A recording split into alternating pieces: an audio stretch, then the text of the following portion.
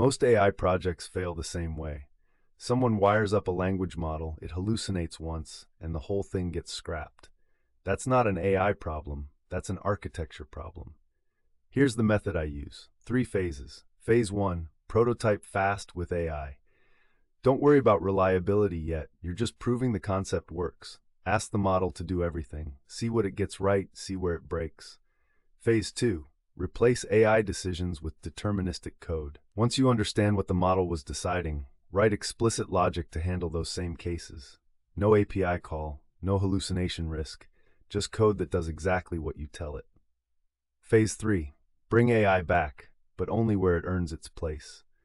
Summarizing unstructured data, writing natural language output, pattern recognition across hundreds of records, anywhere the variability is a feature, not a bug.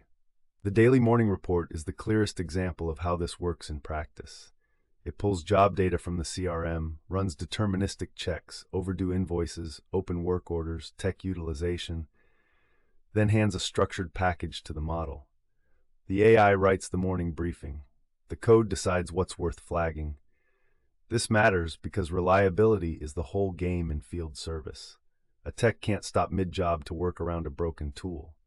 The report lands at 6 a.m. every day, no exceptions.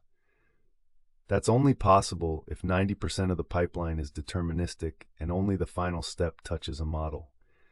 Most of what we've built follows this same pattern. Every time I've skipped phase 2 and just shipped the prototype, I've regretted it.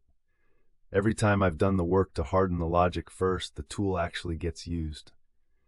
If you're building AI tools for a real business, start with the boring foundation.